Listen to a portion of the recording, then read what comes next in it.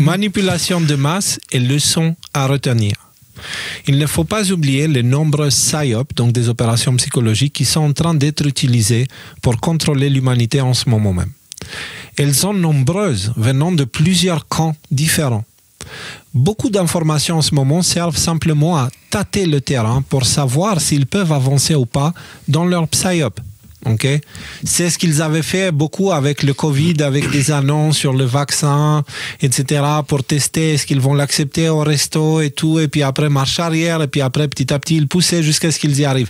C'est comme ça qu'ils font, c'est qu'ils poussent progressivement, et de temps en temps, ils te sortent des petits tests pour voir si la population est prête à accepter.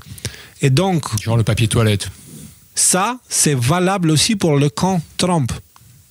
C'est valable aussi parce que Trump, s'il veut divulguer des choses, il doit checker si la population est prête à recevoir ou pas, pour éviter de lancer le chaos. Donc, moi, je pense que cette idée de salut nazi de Elon Musk, qui est un des hommes les plus intelligents de la Terre, ce n'est pas du tout un accident d'un autiste surexcité, tu vois. C'est quelque chose de très... C'est une provocation calculée pour voir, tâter le terrain, où sont les gens en termes de polarisation sur certains sujets, tu vois. Je pense que c'est ça. Et je pense qu'on assiste, par exemple, quand il parle des vaccins ARN, etc., je pense que c'est sorti pour que les gens, pour qu'ils tâtent le terrain sur qu'est-ce qui se passe si on révèle maintenant la vérité, tu vois. Donc, les PSYOP vont de tous les côtés. Il faut qu'on soit attentif de ça. Il faut qu'on le garde en tête pour éviter d'avoir des attentes déconnectées et d'être déçus constamment. Et au moment où ça va arriver, bah, qu'on ne soit pas préparé, quoi, tu vois. Donc, X est une arme de... Oui. C'est-à-dire, on n'en a pas parlé de cette histoire du salut nazi, qui était une histoire cousue de fil blanc, mais il y a quand même un élément extrêmement rare qui s'est produit. Tristan Mendez a tweeté un truc intelligent en disant « Ouais, attention, cette histoire de salut nazi, il faut peut-être pas trop s'emballer. Mais rassurez-vous, parce qu'une demi-heure après, il a retiré son tweet en disant « Non, j'ai dit un truc intelligent, je retire, je l'ai pas dit. » Donc, c'est pas tolérable, ouais. Chasse le naturel et revient en galop. C'est trop intelligent venant de moi, alors je le supprime, c'est ce qu'il a dit, voilà. Ouais. Voilà, c'était juste le mentionner, c'était important. Parfait, c'est une parfaite parenthèse. Alors juste rappelons-nous que X est une arme de guerre d'information, ne nous y trompons pas, ok? Le recul est indispensable, nous ne devons pas oublier que la facilité est très très séduisante en ce moment. Donc encore une fois, quand Trump parle d'âge d'or et quand Musk parle de l'influence des États-Unis en Europe qui vont pousser un changement par ici aussi, n'oubliez pas... si on entre dans une période où on a beaucoup de facilité, c'est pas pour autant que c'est une bonne idée de foncer dans le matérialisme. Parce que c'est le premier réflexe que l'humain a quand il a eu des manques, ce qu'il a considéré comme manque, tu vois, c'est de foncer dans « je veux tout ». Tu vois ce que je veux dire ? Donc c'est super important. Le plus important de tout, c'est dans cette période-là, profiter pour essayer de vous connaître vous-même le plus possible. Vous avez tous les anges qui sont dans ce domaine-là et qui poussent dans ces directions. Et si vous décidez ce chemin, de choisir ce chemin et de comprendre votre connexion individuelle avec la création, le créateur et le grand tout, vous trouverez la porte de sortie. Si vous mettez un intermédiaire entre vous et ça, c'est fini. Votre autorité, vous devrez la garder et vous devez savoir que vous pouvez l'accorder à quelqu'un, mais de façon temporaire et la récupérer à un moment donné.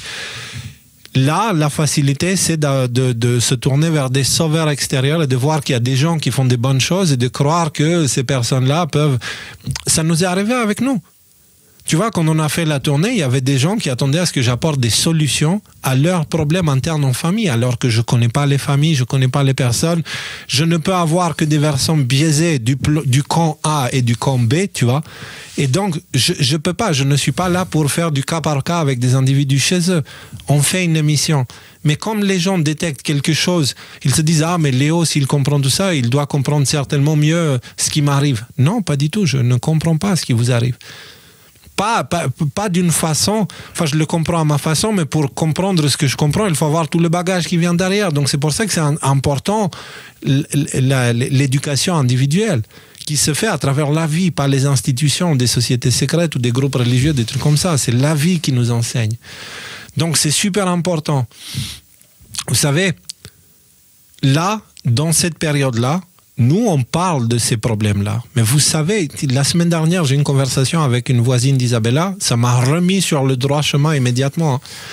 C'est une dame qui a une association. Elle vient du Ghana et elle a fait une association pour aider les gens de là-bas parce qu'elle a ce qu'elle considère comme privilège de vivre en Suisse. Et donc, avec les moyens qu'elle a ici, elle aide les gens là-bas. Mais elle aide vraiment. Tu vois, c'est genre, elle emmène tous les 3-4 mois un container de choses qu'elle prend ici, que les gens ici jettent, alors que ça a encore de la valeur, tu vois. Bah, elle prend des trucs comme ça, elle les met dans les containers, elle les emmène elle-même là-bas. Tu vois ce que je veux dire? Et puis elle emmène aussi l'argent qu'elle récolte ici. Et nous, avec ADNM, on a déjà fait 2 événements avec elle où on a récolté tout l'argent est parti là-bas. Tu vois, est parti au Ghana pour aider des personnes qui sont mais dans un besoin pas comme le nôtre. Eux, leur problème, c'est pas payer les impôts, des trucs comme ça. Leur problème, c'est qu'ils n'ont pas accès à l'eau.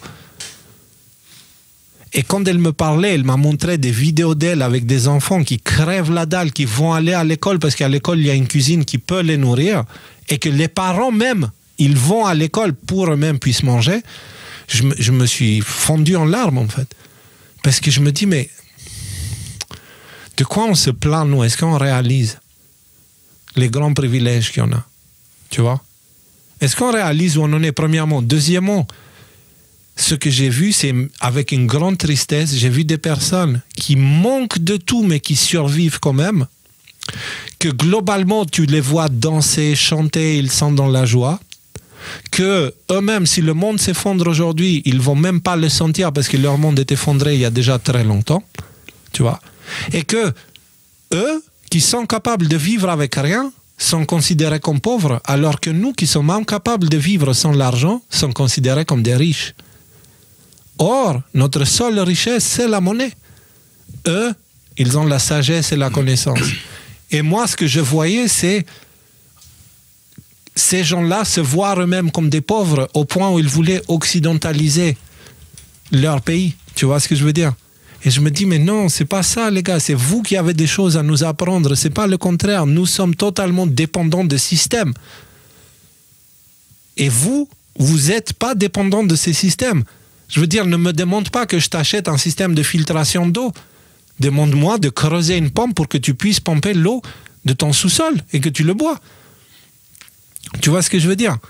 Et je pense que c'est ça qu'on va faire. Justement, les prochains événements vont servir à financer des pompes pour des villages qui n'ont pas d'eau et que l'eau qu'ils utilisaient dans le passé, elle a été tellement polluée que maintenant, elle est plus du tout consommable, même pour se laver, tu vois. Même pour arroser les plantes, c'est pour vous dire.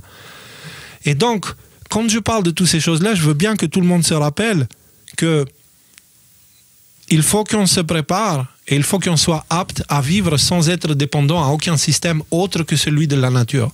Parce que c'est le seul système qui traverse toutes les épreuves du temps. D'accord? C'est le seul système, c'est la nature. Tous les autres systèmes créés par les humains, ils ont une date de création, une date de péremption. Et donc, si vous pensez que le système que Trump, Poutine, Xi Jinping vont mettre en place avec ce monde multipolaire va être éternel, détrompez-vous. Pas seulement il ne sera pas éternel, il va durer très peu de temps. Et il est là simplement comme une opportunité. C'est le moment où les anges, tu sais, Dieu demande aux anges de garder les vents et les machins et les trucs, le temps que tout le monde fasse son choix. Et bien, c'est cette période-là. Vous avez le vent derrière le dos. Peu importe la direction que vous choisirez, vous irez plus vite. Attention, si vous choisirez le matérialisme, vous irez plus vite aussi. Vous comprenez? Si vous choisissez la liberté, l'indépendance et le retour au naturel, ça ira aussi très vite. Vous aurez les anges avec vous. Alors maintenant, pour vous, d'ailleurs, puisque je parle d'elle, de Vanessa avec l'association, le 8 ou le 9 février, on va faire un événement quelque part en Suisse romande. Ceux qui ont des vêtements pour enfants, et des nourritures en conserve, du riz, des pâtes, des choses comme ça, il y a un container qui partira dans pas longtemps, donc du coup on va partir pour chercher des choses. Donc si vous avez des choses qui sont quand même en bon état, hein, et pensez bien, n'envoyez pas des vêtements pour le ski, ils vont au Ghana, il n'y a pas de ski là-bas. Donc on va organiser un événement, je le dis dès maintenant, et ce sera un événement, on va vous proposer comme d'hab un un petit pique-nique, des échanges, peut-être un peu de musique, j'en sais rien, mais il va avoir des choses et on sera là pour récolter des choses qui peuvent aider ces personnes là-bas. Ils n'ont pas de vêtements, ils n'ont pas de chaussures, ils n'ont pas l'essentiel en fait, tu vois. Donc, voilà. Si vous pouvez, ça sera organisé. Je donnerai la date au prochain live. La date et l'endroit précis, ok? Pour revenir à notre émission de ce soir, parce qu'on a passé une excellente soirée super intéressante, là, je voudrais vous dire que maintenant, c'est l'heure de la récolte. Qu'avons-nous appris du passé? Avons-nous tout compris? Ou avons-nous pris conscience de notre incapacité de comprendre? Ça, c'est le problème, toujours que j'en parle tout le temps, parce que je suis moi-même victime de ça. Je l'ai fait à moi-même tellement de fois que ça m'a saoulé. Là où je pensais avoir tout compris dans la vie, il y a un élément qui vient, qui me montre que j'ai rien compris. Et la leçon de l'histoire, c'était « Non, Léo, tu n'as pas compris ». Mais bien sûr, Léo, dans son caractère de lion, au lieu de se dire « J'ai rien compris », il se dit « Ah, j'avais rien compris, maintenant j'ai compris ». Et Dieu qui me dit, maintenant tu as compris, ok, pouf, il m'envoie un nouvel élément qui montre que j'avais rien compris. Et au lieu de me dire, non, non, j'ai rien compris, je me dis, ah, j'avais rien compris, maintenant je comprends. Et tu vois, c'est le cycle perpétuel de l'arrogance. Et ça, on l'a tous. Pointez-moi du doigt et jetez-moi des pierres si vous voulez. On est tous responsables de ça. Et on est tous coupables de ça. Ok, là où on pense... Léo, oui. Si je peux me permettre, parce qu'il ne faut pas tomber dans le piège de l'arrogance, mais il ne faut pas tomber aussi dans le piège de l'arrogance inversée, de genre, en fait, j'ai rien compris, je suis nul. Je pense que, effectivement, je suis tout à fait d'accord avec toi. Celui qui pense qu'il a tout compris a rien compris dans le fait qu'il avait rien compris. Par contre, je pense qu'on a quelques pièces du puzzle. T'as quelques pièces du puzzle, j'en ai quelques-unes. Probablement, il y en a beaucoup qui sont similaires, d'autres qui le sont moins. Lui en face, avec qui je suis pas du tout d'accord, il a aussi quelques pièces du puzzle. Il y aura une partie sur laquelle il a raison. Et je pense comment tu sais dans quelle étape de ton évolution personnelle tu es, si tu es plus proche du début ou de la fin? Ah bah, je pense qu'il n'y a pas de fin, moi, de toute façon. Je pense que la fin, c'est le jour où tu fermes les yeux et que tu pars d'ici. Donc, Ah non, ça serait bien si c'était ça la fin, mais non, c'est pas ça. Là. Il n'y a pas de fin à ça. Enfin, en tout cas, la fin d'ici, la fin d'ici, pour ce qui se passe après ce moment-là, honnêtement, non, mais même la fin d'ici, fin d'ici, ça ne finit jamais. C'est ça que l'humain ne comprend pas, en fait. Il pense que du coup, je vais faire de la merde de toute façon. Mais c'est ça le problème, notre chute, c'est qu'on pense qu'on est des êtres éphémères. Mais on n'est pas. Les générations futures qui vont vivre la merde que nous on a chié pendant notre passage ici, tu vois, eux ils vont la bouffer, mais eux c'est qui? C'est nous. C'est ça que l'humain ne comprend pas, c'est ça qu'il a du mal, c'est comme ça qu'il détache le temps, c'est comme ça qu'il détache le futur du passé, machin, et puis il crée un contexte intellectuel qui justifie ses faiblesses et qui se dit... Mais c'était pas ça la question. La question, c'était où est-ce que j'en suis de mon processus d'évolution personnelle? Si jamais le processus ne se termine jamais, j'en suis nécessairement à 0%, oui. Quoi, tu vois. Oui, mais ça veut dire que tu es plus proche globalement. Moi, j'ai une petite idée. Moi, j'ai une petite idée pour répondre à cette question. Et je pense que c'est le niveau de résilience, d'acceptation et surtout de paix intérieure que tu as en toutes circonstances. Pour te garantir la paix intérieure, il faut dépasser ses désirs, les tentations du monde. Il n'y a que ça. Tu sais, j'ai parlé des Ghanéens, par exemple, ou des gens qui ne possèdent rien. Bah eux, pourquoi ils sont plus en paix que nous? Pourquoi ils vivent plus de joie que nous? Parce qu'ils ne comparent pas forcément leur vie tous les jours à la tentation de la vie de quelqu'un d'autre. Ce qu'on a tous les jours avec les Instagram, les réseaux sociaux, etc. Avec des belles images, tout est faux, mais par contre on est là, ah là là, qu'est-ce que j'aimerais bien vivre comme lui ou elle, etc. Tu vois, c'est un peu tous ces principes-là. Et quand tu atteins un état où tu vis une réelle paix intérieure et que tu jouis de chaque instant, quelle que soit la situation dans laquelle tu te trouves, je pense que c'est là où tu vois que peut-être tu es arrivé au bout, même je suis même pas sûr que ça soit le bout. Mais c'est un truc à la Bouddha un peu. N'empêche. Hein. Ces histoires de gens là, qui vivent au Ghana et qui possèdent rien et qui sont heureux, il y a un petit côté World Economic Forum. Moi, je me méfie quand même. Bah oui, mais Klaus... Il nous a démasqué. On buvait un café ensemble avant qu'il parte. Il m'a dit de parler du Ghana parce que c'est World Economic. Mais non. Sans déconner, plus sérieusement, on a dit beaucoup de choses, mais en vérité, moi, ce que j'essaie de dire, c'est que la leçon à apprendre à chaque fois qu'on comprend notre ignorance, c'est l'humilité. Je ne vais pas dire que je ne comprends rien dans la réalité, mais je ne vais certainement pas dire que je comprends tout. Parce que si je comprenais tout, je serais certainement dans un état différent. Tu vois ce que je veux dire? Mais je pense que si, par magie, la connaissance du grand tout venait en moi, je m'évaporerais instantanément. C'est-à-dire l'humanité est tellement corrompue que notre corps physique n'est pas fait pour contenir ce genre de compréhension. Tu vois? Donc, moi, je voudrais fermer ce live avec une chanson, mais avant de finir, je voudrais dire, là, vraiment prenez en compte ça. C'est l'heure de la récolte. Qu'est-ce que nous avons appris du passé? Avons-nous tout compris ou avons-nous compris notre incapacité de comprendre? Est-ce qu'on est plus humble maintenant? Ou est-ce qu'on est juste des moutons qui ont changé de berger? Est-ce qu'avant on était les moutons de l'État profond et maintenant on devient les moutons de Trump? C'est ça tout le truc. Sans accuser Trump de quoi que ce soit. Encore une fois, je vous rappelle, profitons de cette opportunité pour reprendre notre autorité. Parce que justement, qu'est-ce qu'on va faire? Est-ce qu'on va la reprendre, cette autorité? Ou allons-nous juste changer de maître?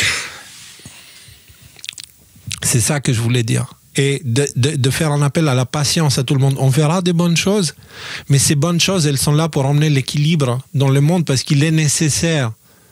Okay? Il est nécessaire, sinon il y aura une révolution incontrôlable et ceux qui contrôlent le monde le perdront. Mais cette révolution va conduire à un piège matérialiste. Et c'est même pas Trump lui-même qui est en train de se dire « Ouais, je vais attirer le monde dans un piège matérialiste, machin. » Lui, il fait son truc. Il veut que les États-Unis soient bien. Il veut que ça soit une puissance mondiale, etc. Poutine, il veut la même chose pour la Russie. Et toutes ces choses-là vont créer un contexte tentant d'être dépendant au gouvernement. Et quand tu l'es, tu n'es plus dépendant à Dieu, donc ça veut dire que tu n'es plus libre. C'est aussi simple que ça. Et les trônes sont installés, et puis le mauvais jour vient la mauvaise personne qui s'installe sur le trône, qui prend le pouvoir et qui fout le bordel partout. Gardons ça en tête. Vous comprenez?